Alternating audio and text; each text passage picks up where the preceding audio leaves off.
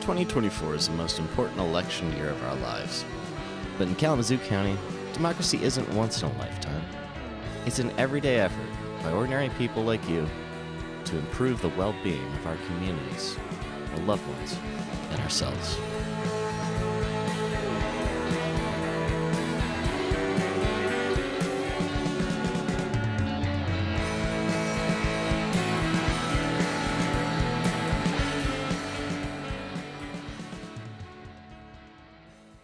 Welcome, I'm Kerria Randolph from Inside Kalamazoo, and today our special guest is Kalamazoo County Sheriff Richard Fuller.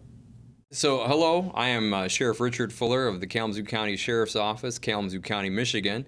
I have the great fortune of being the sheriff in this county. I tell people all the time that there are 83 counties in the state of Michigan, and I'm the luckiest sheriff of all.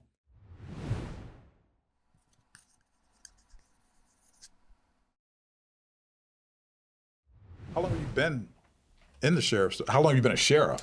So I've been the sheriff of Kalamazoo County since my election in 2008. Mm-hmm. So I took office January 1st of 2009. Now, what was the driving force to make you want to become a sheriff? I mean, was there one particular thing that happened that said, hey, this is the career path I want to follow? Yeah. So all my life growing up as a kid, I had always thought I was going to be an architect. I loved to draw. I really found drawing homes and the schematics a lot of fun. I even liked engineering drawing. And so I was kind of gearing myself towards that. And so I'm 14 years old. And the point in my life where I just go, no, people have to be treated better was I'm 14 years old. I'm at the high school. I'm a freshman in high school, and it's right around Halloween. And we're up there for a school dance. And I'm outside with, a couple of my friends, and we're, the cool dudes. So we're standing outside saying, hey, to everybody when they come in. And as I'm standing out there, some guy comes running. It's a long way. You can see him running forever because it's a long drive. And I recognize the kid. And I'm like, I wonder why Dan's running so hard. Anyways, he comes running up and he goes, Rick, Brian's been arrested. I'm like, what?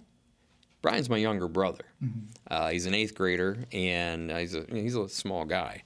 And so I'm like, what? And they said, yeah, he's been arrested. And I go, for what? I don't know, but the cops just took him away. So I'm like, oh, man. So I run home because, we lived in town and schools in town. So I run home to my mom and dad, and I come into the house. I'm like, I don't know what's going on, but Brian's been arrested. And mom and dad are like, what? Well, about that time, there's a knock at the door. And my brother's standing there with a police officer that my parents actually knew. In fact, my mom went to high school with the guy.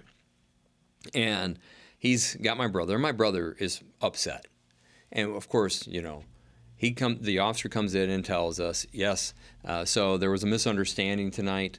Your son and his friend were walking, and some gentleman who had a pumpkin thrown through their windshield thought that your son and his friend threw the pumpkin and smashed out their windshield. Well, if you ever met my brother, especially when he was 13 years old, he was, very thin and very slight. And he's crying the whole time, which we kind of all figured it was nerves, I guess. So the officer says, there's no charges, of course. It's not them. Have a good night. I think he even called my mom by name and have a good night, and off he goes. And but my brother's still really upset, and they're like, calm down, you're not in trouble. And he's like, no, I hurt. And they're like, what? So it turns out, according to my brother at the time, the officer was present when the gentleman had corralled my brother, or shortly after they had corralled my brother and his friend. And the officer was present when the gentleman took retribution out on my brother and socked him in the gut. Mm-hmm. That officer told my mom and dad none of that. Mm-hmm. And I was very angry with that. And I started thinking about it as a young man, going, that's wrong. A police officer should never let somebody be treated like that. And so that was always in my mind, always something that I thought, someday I'm going to make a difference somehow. I'm going to, there's no way this should happen. And through my growing up and deciding really what I was going to do. That was always something in the back of my head. And I said, back then, I thought, you know what? I think I'm going to be the sheriff someday. Mm-hmm. And the reason I said sheriff instead of police officer was because I didn't think that police officer did his job. And my family actually knew the sheriff's family at the time. And I thought, I'm going to be the sheriff someday. Now, you said something that was very interesting to me. Yeah. And I think most people don't equate the statement you said with police. You said people need to be treated better. And I think a lot of people have this misconception, I would think you would say, that police aren't there to help people. Mm-hmm. They're there to punish people. Yeah. Where did that come about? Was that something your family taught you, or was that something that was instilled inside of you just? Well, so again, I come from a very large family. I have 42 cousins on one side. I have 30 plus on the other side. My mom was from a family of 11. My dad was from a family of 9. And when I'm growing up, 3/4 of my grandparents are still alive, and we spend a lot of time with them. And a lot of this family I talked about is close or in the same town. And so we grew up knowing or being taught basically fair and polite and caring. Those are things that were instilled in my family. You know, I mean, to this day, I still think of my aunts, my uncles, my cousins on both sides as some of the nicest people you could ever meet. Mm-hmm. And it's just something I feel that it was in our upbringing. Now, you talked about the tragedy that happened with your brother. Yeah. And a lot of people, especially people of color, have a lot of apathy towards the police. What can you do, and what do you think needs to be done to rebuild that trust? Is there a way we can build that trust in the community? Yeah, there is. And, one of the things that I think you're seeing more and more law enforcement leaders try to do is listen more to their community and, have compassion for what other people are going through. And I tell people, when police officers are being raised in this craft, right, they're raised to question, they're raised to, be the decider of some sort of fact at the time to make a decision. They're raised to try to make sure that you're doing as much as you can to be as fair as you can every time you're interacting with anyone. And so it doesn't always come across that way, but that's really how we are geared. And part of that sometimes, I think, is not knowing exactly how to treat some people.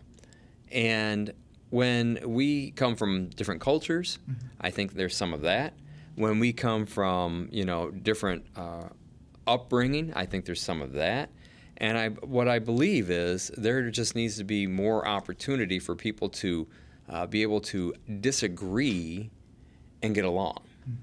And so I know that law enforcement does have a lot of things that people will point to. And I can tell you that I say locally, the law enforcement providers or the leaders in this community all work hard to listen and take care of the community.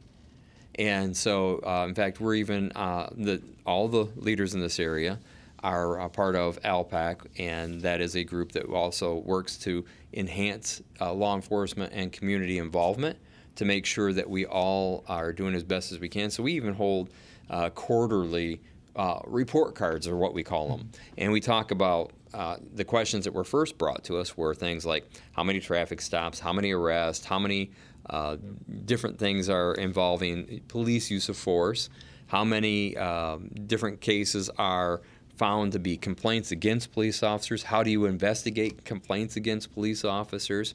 And what we have found, of course, this work that we have taken on really does help our community as well as our law enforcement providers. We find more and more people in all aspects of this understanding more or listening more or being more prepared to do what they can to help. That's why we are doing everything we can to get people in law enforcement to go through specialized mental health training. to make sure that we can recognize when someone's having a mental health condition or a substance use condition. And so we're going through all these different trainings, and it's an annual thing where we want our professionals that are going out there every day, every night, putting on the badge or the star and putting a gun on their hip, going out there and having the tools to work with the community so the community can understand we do care, we do listen. Well, I think I appreciate that. And like you said, trust takes time. It's not something that's going to happen overnight. Right. And I think what you're saying, too, there is transparency, because a lot of times, a lot of people in the community thought, well, what's going on with the police? How come we can't find out more information? But you're saying that transparency is there. There's ways to find out what's going on in our community with law enforcement. Yeah, and it's even growing. I mean, we're finding more and more police agencies putting their written directives or their policies online to help people understand some of these things, like pursuit policies or use of force is one common term, which is not a term I've ever really liked, because it's an automatic belief that somehow there was, an actual physical engagement, where, there's a force continuum that law enforcement has been taught through many years. And what I've tried to help our police officers and our deputies and the community understand is that kind of puts an image in your head right away, in my mind. What I like to talk about is a response to resistance. And so sometimes the resistance is just a verbal resistance, right? Like, I don't need to give you this, and I'm not going to tell you that, or I'm not talking to you, that kind of thing. That's a verbal resistance. And if there's an escalation for some reason, if some reason I say, okay, I have enough that I have to take you to jail. Maybe there's a warrant, or maybe it's a case that we're investigating at the scene there, and we have probable cause to take you to jail, and then you start to pull away. That's another form of resistance, and our response should be this right here. It shouldn't be all the ways out here to the far end. And that's what we teach our police officers, is our response to resistance must be appropriate. Now, you talked about mental health issues, and we're all aware that a lot of mental health issues in America, it's on the rise. And I don't think Kalamazoo's any different than a lot of areas. No. Could you describe what your department does and what you do to combat mental health issues? I can. And so one of the things that we do, of course, is like all the other police agencies in this county. We have partnered with ISK, Integrated Services of Kalamazoo, who they are basically the community mental health. If somebody's going to ask who's your community mental health providers, we would say ISK.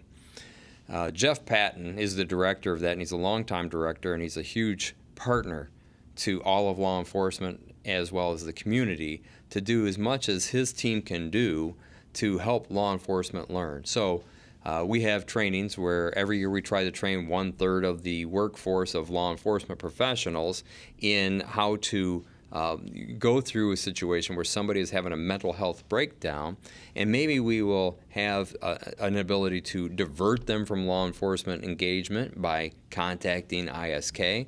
In fact, we have some other programs that we're all working very closely with. So that's one way. We're teaching our police officers and deputies out there that every time you're involved with somebody who has a mental health condition or problem, we want to do what we can to not exacerbate the problem. And so that training happens every year. It's intensive, and it actually has scenarios where the police officers are put through scenarios, and they're asked, why do you think you responded that way? Could you have done this? Could you have talked more to the person? Could you have listened more?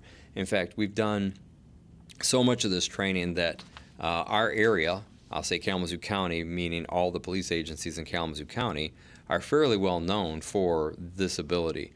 We also have virtual reality training.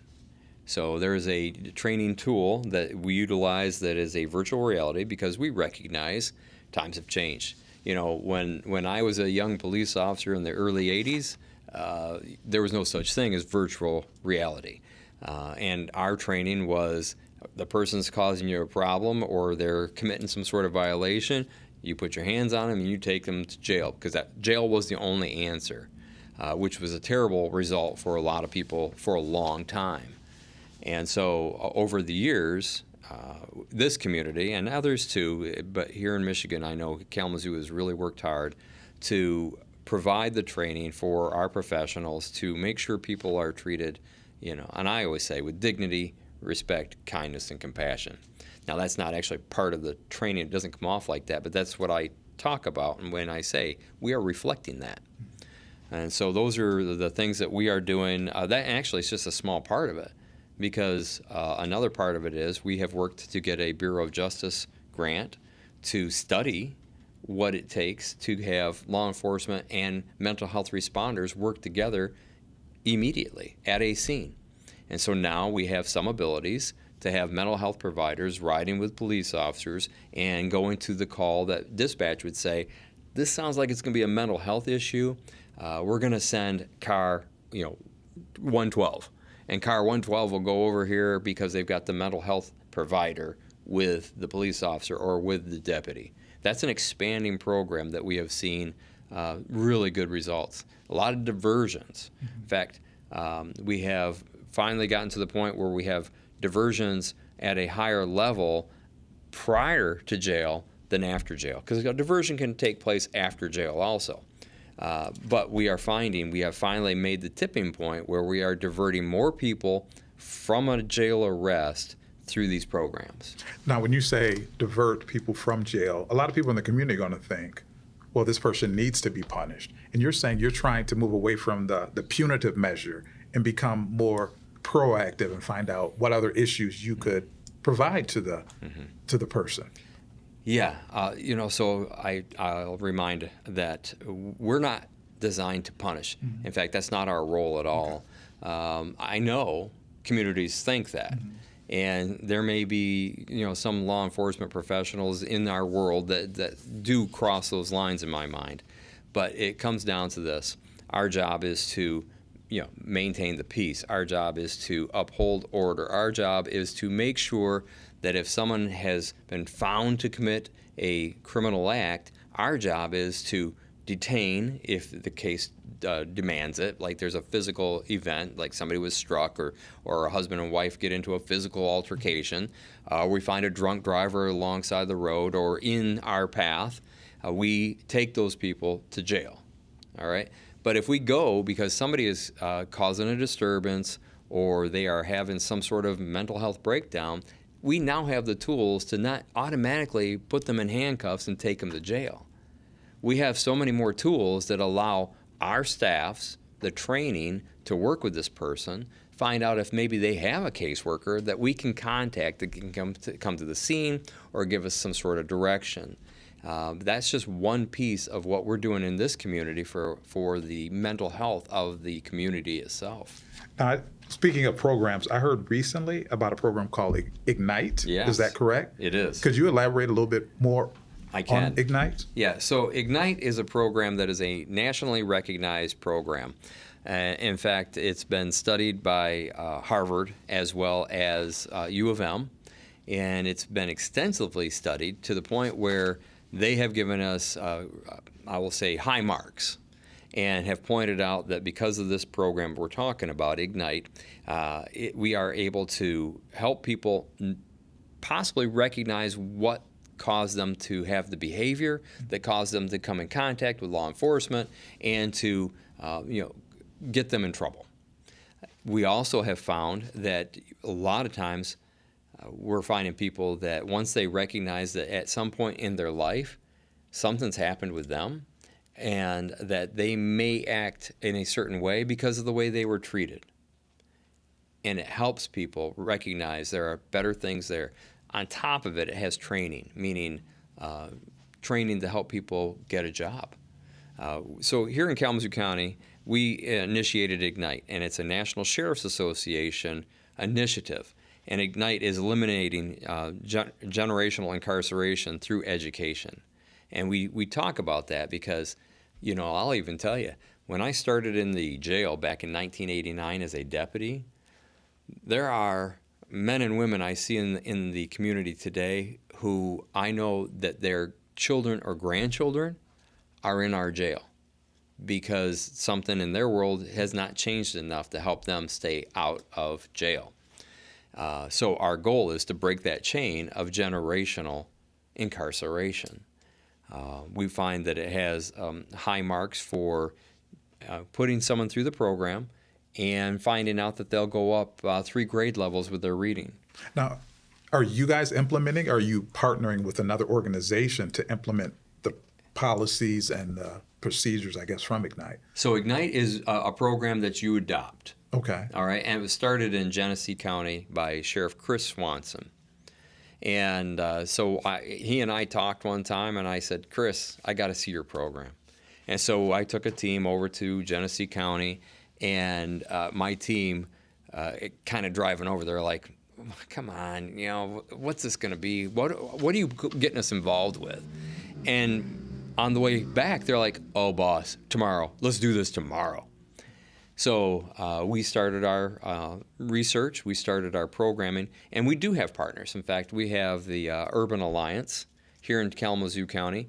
We partnered with the Urban Alliance back in prior to COVID. And what that program did was allow people training to gain skills to go find a job after jail. And it was a well-received program. Everyone graduated, and everybody, for the most part, went on to find employment or were able to, have a connection to employment. So we knew right away we wanted to work with the Urban Alliance again, and they now have a program called Change of Status. So the Change of Status program is under our Ignite umbrella. So they're part of the programming, and so we have people that have gone through their life. And the best thing about Change of Status or some of these other programs we'll talk about is they are peer-driven, peer-taught. And so there are people who are involved in these classes that have spent time in prison, who have changed their lives, come out of prison, have been out for years, and are actively trying to help other people stay out of trouble by teaching them some things that may help them see that maybe something happened in your life that causes you to think like this. Let us help you, give you a change of status. And it's working. It's really popular, meaning that we're finding people that are not coming back to jails when they're in these. Now, we're only the second sheriff's office in the state of Michigan to adopt this program. There's 83 sheriffs, and we'd love to have more. And that's just in Michigan. Across the nation, there are only 17 of these programs. Why do you think that is? Do you think there's a hesitancy to... There is. There is a hesitancy, yeah. What is the driving force behind that? Well, fear of change. Fear of what am I taking on? I can see, and right away, as much as I was very interested in it, as a sheriff, you always look at, is this something that's going to help our community, or is this something that is just going to look good? Well, this helps the community. Okay, there's that mark for us. Is this something that you can feasibly put together and operate inside your facility? Yes, we went through and checked that and found, yes, we can do that. And then you start looking at things and you say, is there a harm to us bringing this program in? No. In fact, we found all upside. So that's why we initiated it. But when I talk to other sheriffs across the state or across the country, some of the first reactions are, we don't have time for that. We have found if we don't make time for it, you're not going to have time for it. And so we have found ways to make time to actually have the programs and have the instructors in the facility to help with this programming. And bottom line is it's proving great. In fact, we just had our first graduation, and our first graduation we had 11 graduates. And one of my favorite things in this is that you invite family to come into the jail to watch the graduation. And and I took another idea from my friend Chris. He goes out and buys caps and gowns for everybody. Okay. We do too. To give them that feeling of accomplishment. Yeah. And so when one of our graduates was interviewed, he said, I have never graduated from anything in my life. This is huge.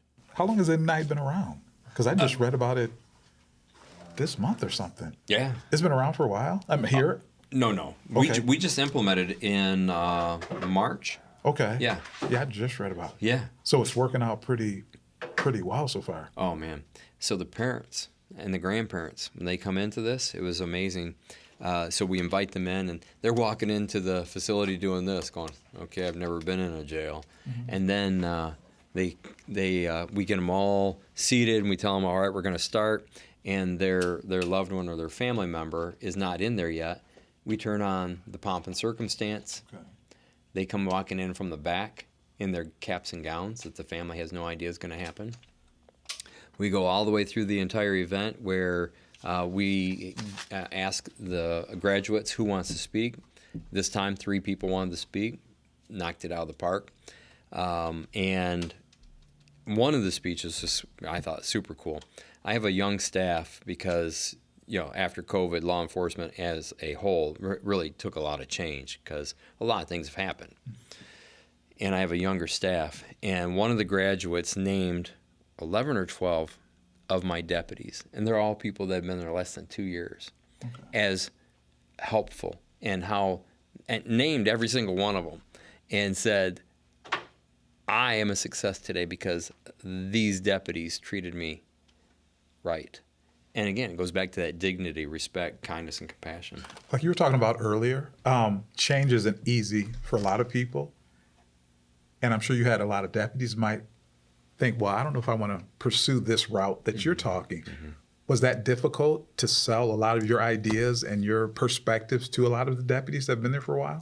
Not as hard as some people think. In fact, when we went to Genesee County to observe this, they said to me, Rick, we're going to have you with this deputy, and she's going to, help you answer any questions you've got while we're walking through. And there's someone else also walking through and giving examples or talking. And we watched the classes and we watched the operation.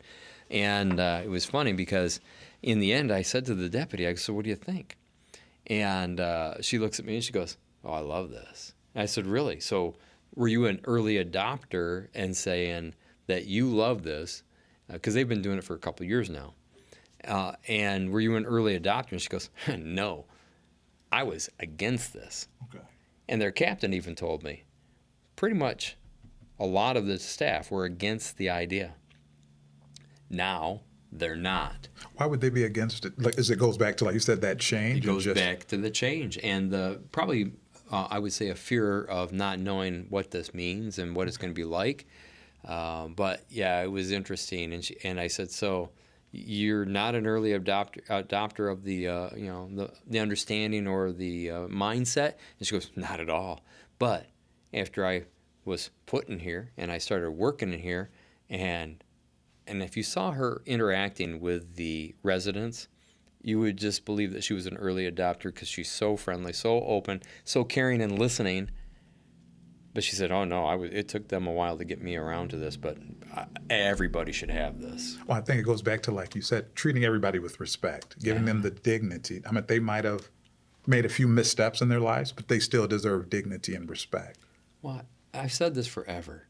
I mean, my entire career. People will say that the jail is filled with bad people. Right. Well, that sentence or that statement really bothers me because no jail anywhere is filled with really bad people. No, jails everywhere are filled with people who made a mistake. Mm-hmm. Good people who made a mistake.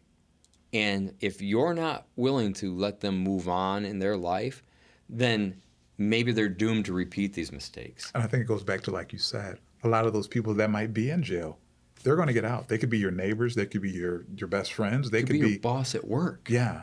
And so you have to look at it from that perspective. They might have made a mistake, but it goes back to, you said, that dignity and respect. Yeah. Law enforcement has to adapt to the nature of crimes, and things are constantly evolving. In your opinion, what is one of the biggest issues facing law enforcement today? Well, we've talked about it a lot already, and that's trust, making sure that communities trust that their law enforcement professionals are out there acting above board, acting within color of the law without, causing people extra harm, without targeting people.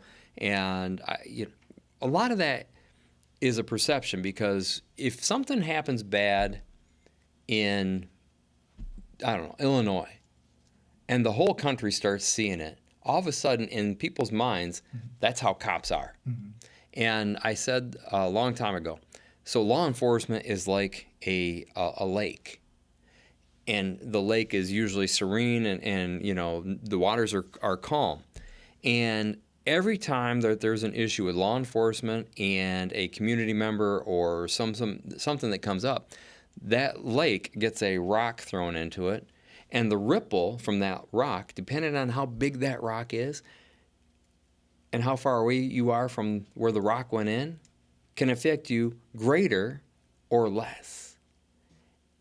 And it's difficult because on the news channels, on the 24/7 news, everything has to be bad, or else people aren't going to click on it. Because I have a concern that there's 24/7 news, and they have to fill it for, I don't know how many years, 50 years. It was 3 major networks. They did a noon news, and they did a 6 o'clock news, and an 11 o'clock news. They didn't have a 5:30. They didn't have a 4 o'clock. They didn't have a 9:30. They didn't have all these shows that have to fill. And that's why sometimes you'll hear people ask the same question from the people involved in these programs. Same question over and over and over to a different person in a little different way, but it's the same question because they know people will come back to watch that one thing. Most recently, the Supreme Court, they made homelessness a crime. Do you see that making your job more difficult? Do you see it impacting our community in a larger way? Yeah, one of the things that we've run into is when there are homeless or people who are underhoused, is best sometimes the way to say it, because there are people who are living on the streets who might say, I'm not homeless, I have my stuff, I have whatever. So we recognize the condition is in many different levels. But what happens is the community in general can be upset by the person on the corner. They can be upset by the person that's put a tent on their back lot. And what was happening is there were probably some extreme cases where people were arrested when there could have been some other possible solution to the problem. But this is nationwide. And so that's why it ended up at the Supreme Court. It was a big problem with the number of people who are underhoused or unhoused growing in our nation, just like the mental health conditions or the substance use disorder conditions. And there's a correlation between all these things. So yeah, it is difficult because you may have some businesses or you might have community members thinking, well, now the Supreme Court said that, you need to go arrest these people. Again, I go back to, if you're just going to arrest people and put them in jail, you're not trying to fix a problem. You're just trying to move the problem off your street corner. And that's not very helpful. I know we talked some time ago about recruitment. And you've spoken about how difficult it is to recruit. And I think it's even more difficult to recruit people of color. What is your goal? Do you have any type of procedures that you're doing to help increase the representation of people in law enforcement? We do. And I say we because I can talk about, I'll say Kalamazoo County as a whole. And generally when I'm talking about, when I say we in law enforcement, I want to talk about here in Kalamazoo County, because we all work very closely together. The police chiefs in this community and I, as well as the Michigan State Police that are in this area operating, we all work fairly close together. We try to keep each other abreast of what situations there are. We try to keep them informed on what we've run into or what we can do to help each other. And so that's one thing. And what we have found is that communities in the last, since 2020, really, even more than ever before, are telling their young people, no, don't get involved in law enforcement. I've been at Western with these chiefs, and we have talked to students, and we make it very clear that while we have a lower number of people working in these jobs that are in a minority, we are all doing everything we can to try to increase our minority population participation in law enforcement. So there are some initiatives, and I say initiatives, but everybody's got the same idea that we need to do this. And the work continues, but what we run into constantly is we may go to Western Michigan University and talk to a group, and we have people come up and say, I might want to work for you. I might want to work for you. Depends on the agency. Or I'm listening to all of you. What can you do for me? And we're like, right now, we have $10,000 sign-on bonuses. We'll send you to a police academy. You'll be paid while you're going to the police academy. We have all these different initiatives to get people involved in law enforcement. And what we find sometimes is when we talk to parents, aunts, uncles, grandparents about their children, their family members getting in law enforcement, they'll say no. And it's not just minorities. It happens across the board. But it's harder because we've always had a hard time having a minority population wanting to work in law enforcement. And I know that it's because of the history of law enforcement. Do you see that changing, improving? I hope so. Okay. I think so. And I see a lot more leaders in law enforcement.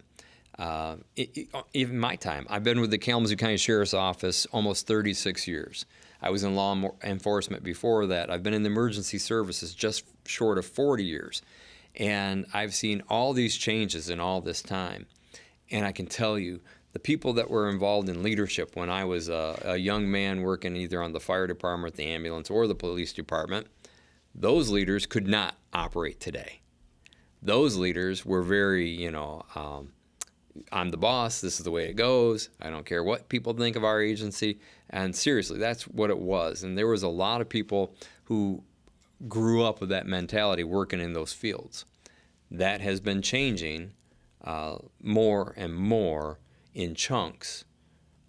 I'll say every 10 years it gets so much better. And it's just, to me, it's getting better to the point where it is a little easier to recruit. On top of that, you have to retain people you recruit. So what you're saying is there were a lot of officers that weren't as open-minded as you, didn't think you should reach out and help certain communities, but a lot of those officers are transitioning out, so this is a new opportunity for others to come in. Yeah, when I was in my early 20s in law enforcement, the people that were my leaders or my bosses or my trainers were all in their 40s. Mm-hmm. And they've been out of law enforcement for quite a while or out of leadership for quite a while. And over time, we've seen more and more like-minded leaders understanding that community is much more than just, we drive the car with the lights and the siren, we show up, everybody listens, and off you go. It's a lot more than that. Now, being in law enforcement isn't a typical job. It takes a special person, I think. Are there avenues where somebody could experience that? Because I think you don't want just anybody to be a police officer. I mean, that's a fair statement, I'm assuming. Oh, yeah. Yeah, and I think that's accurate of any profession, but yes. So we have multiple different ways. We have citizens academies. And so the Kalamazoo County Sheriff's Office operates a 10-week Citizens Academy where anyone that wants to sign up for this, and we try to run 2 a year, but it's often been 1 a year, and we'll have 30 students who from all over the community come through, and I say it's 10 weeks, but it's 10 nights, right? 10 classes on a Wednesday night at 6 o'clock until 9 o'clock. And we have instructors, we have ride-alongs, we have people teaching the community members what it is like to be a police officer, to give them a taste. On top of that, we have cadet programs. All of law enforcement seems to be getting back into cadet programs where young people are hired for jobs that are not putting the gun on their hip and the badge on their chest yet, and they are growing inside the community of law enforcement to decide, yes, please send me to the police academy. And then they're being sent to the police academies. because they have worked through trainings, and that we also get an opportunity to see how they develop. Go ahead. As you're talking, I'm thinking, like I said earlier, it takes a special person. It takes a special person to run towards a danger. Yeah. What is that? What is that makes you want to run towards that danger? Most people would think, hey, that's not something I'd want to pursue. Right. How did that come about?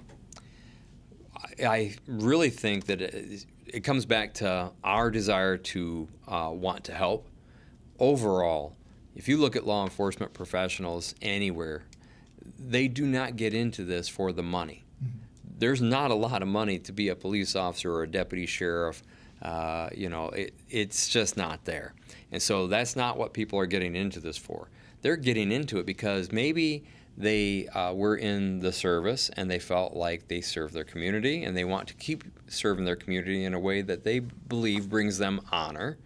It's a guardianship kind of role that we fulfill. And so people like the idea of being able to help people, being able to go to the scene instead of away from the scene, and being the person or people that can work in a team to solve a problem. And sometimes you're right. Sometimes that means running into harm's way. But at the same time, when I want people to picture this, that when law enforcement is running into harm's way, or firefighters are running into harm's way, it is because they care for their community, they have trained for this, and they are willing to make sure people understand that I'm running this way so you can go that way. Because there are cases where if we don't get to that point, they can't get out. Now, you talked about a lot of things. Is there one or two major goals or things that you want to accomplish in your time as a sheriff? Yeah, I appreciate that. There are. There's a few initiatives that we're trying to put in for the future of law enforcement, and that's a little bit of what I'm going to say.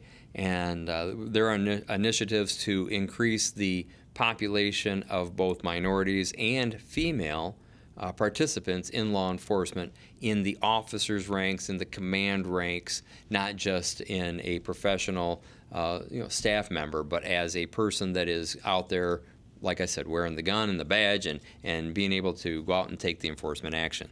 Because it's important that we in law enforcement reflect more of our community population. And so that's a goal. That's something that's kind of a side goal, but it's a main thing that I really want to do. But yeah, you talk about accomplishing my time. I've been very fortunate to be the sheriff for 15 years and almost 16, like I said. My goal is to continue being the sheriff, to make sure that the programs like Ignite or like Change of Status, or we also work with Prevention Works that come in and teach some of these classes as well.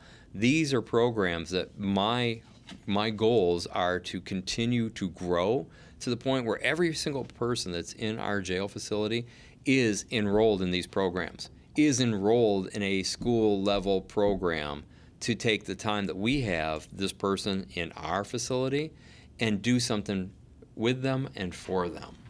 Now, you talked about a lot of programs which I think are very beneficial to help reduce the recidivism rate. And we have a new jail that's been around for several years. What do you say to people in the community, we might have talked about it and touched on it a little bit, that don't think you need a new jail? Why are we giving all these opportunities to people that are locked up? Let's throw them away, lock the key up, let them do their time, and that's it. When someone says something like that to me, and I've learned over time that you have to approach it like this, because you cannot go into the argument, and say, no, you're wrong, and you have to do this. What I like to ask someone when they say those things, I'll say, tell me more about that. What does that look like? What does that mean? And the answer's not always right there. It's kind of like, well, they're in jail and this is the way it should be. Well, tell me more about that. What does that mean? What does that mean for future of our population? What does that mean for families in our community? What does that mean for the economy? What does that mean for any of the pieces that sometimes are forgotten when we talk about jails and the inmate population or residents inside a facility and how they should be treated? bottom line is, just because you go to jail, you don't lose your rights. And we have to make that clear to people. We have to make sure people understand that that people in jail are not a throwaway, because they're going to come back to be in your neighborhood, to be your boss, to maybe even be somebody you take out on a date.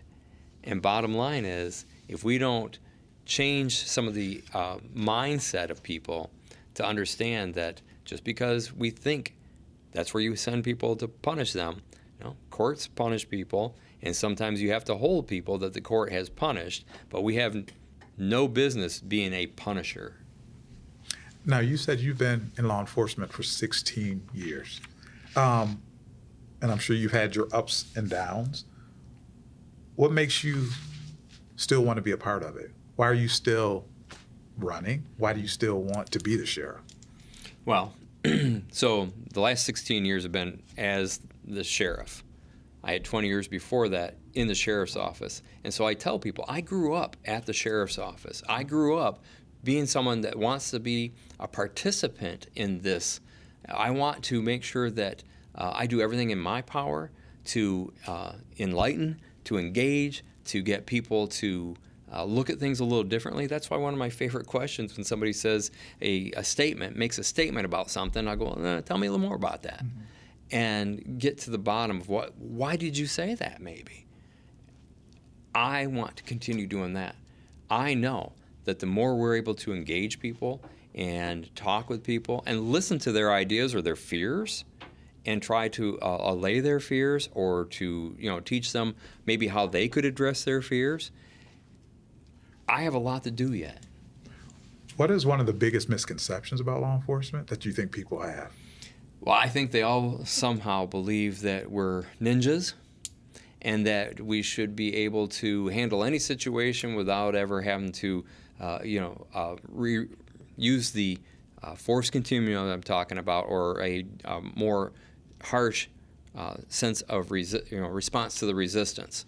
And it's difficult because we do carry tools on our belt that are designed for going from 0 to 100 real quick. But we want people to know that if we do have to go from 0 to 100 in our actions and our responses, we have to immediately, the second that the trouble is no longer causing this, we have to go right back to 0. And I want people to know that we are training professionals, and at the same time, we're not just training our professionals, we are providing mental health care to our professionals who are going out into the public to work with their citizens, to work with our residents. And so I might have not totally answered your question, but I've watched through my years all of these changes, and I'm pleased to see the willingness to continue changing. Okay, cool. One final question. What are we going to do about the traffic in Kalamazoo? Well, clean it up. I like to tell everybody, and you heard me earlier say, we are fixing these darn roads.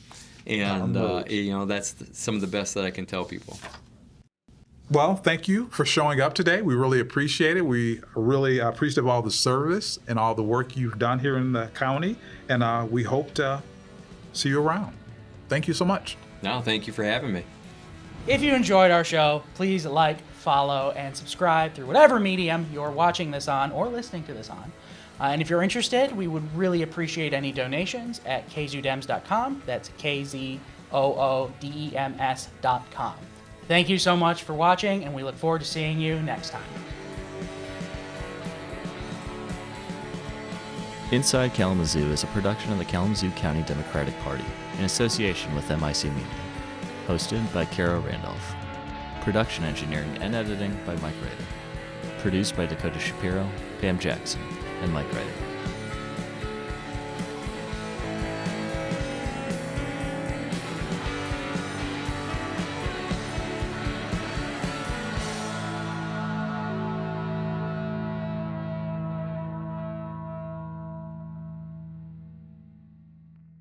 Again, my favorite was meeting Barack Obama. Now, that would be So amazing. I was the sheriff. Still am. Uh-huh. And so we're all at Western there, and I'm out back, and I'm talking to this gentleman who is the driver, the chauffeur of the Beast. Mm-hmm. And so he and I start talking for a few minutes, and I find out that he's from Albion, Michigan. Oh, wow. Okay. And he worked in some of the same factories my parents did back in the 60s. And I said, well, how did you end up getting to be a chauffeur? He says, well, then he joined the Air Force. And he was in the Air Force, I think he said, for 15, 16 years. And somebody said to him at one point, any interest in serving with the Secret Service? And he's like, what would I do with the Secret Service? Because in the Air Force, he was a bus driver. Oh, seriously? Yeah. And they go, well, you could train to drive the Beast. And he said at first he thought, right. No, he was the driver now. And he's probably 60 years old when I'm meeting him. Super cool guy. And so he says, does this. He goes, do you want to look inside it? And I go, yeah. Wow. And what you have to do with the Beast, because the doors are so heavy, you have to park it at an angle like this. Really? Yes. So when you go to shut the door, it doesn't stop. It just goes shut. Oh, okay. Right. Little things you would never know. Right, and it has to be propped open, or not propped, but it has to be set open at a point where it's kind of like a balance ring, right? And so he tells me, he goes, you can look in it, but you can't touch anything. He says, don't lean into it. And I said, no, I won't. And he goes, because you're being watched. And I go, Oh, seriously? oh yeah. And I go, and Which makes sense. I'm in full uniform. I got a gun on. Right. And I go, oh yeah. And so I lean in and I'm looking at it. And at first I was a little unimpressed because it looks like an old time hand phone in there. Oh, like You pick it up, hello, Dial and it's phone, got the yeah, with cord. the cord, yeah. Yeah.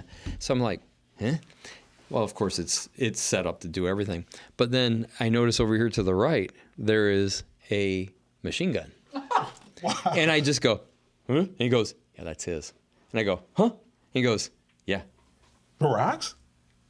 It's a safety valve. It is, in case everything is, that person can't be left out there without anything. Yeah. And it's like a worst case scenario. Do they train presidents to use it then? They go through Well, I hope so. I hope so. I hope just so. Whipping out, yeah. But still. to meet him, so they said they find me and they're like, Sheriff, we need you over here, and this is Secret Service, and because when they come to town, they come here and we work with them. So Sheriff, we need you over here. Then they had the Colonel of the Michigan State Police, and then the Chief, Jeff Hadley, of KDPS, and so they said, you guys, you're going to go in and meet him, and which none of us knew for sure we were going to.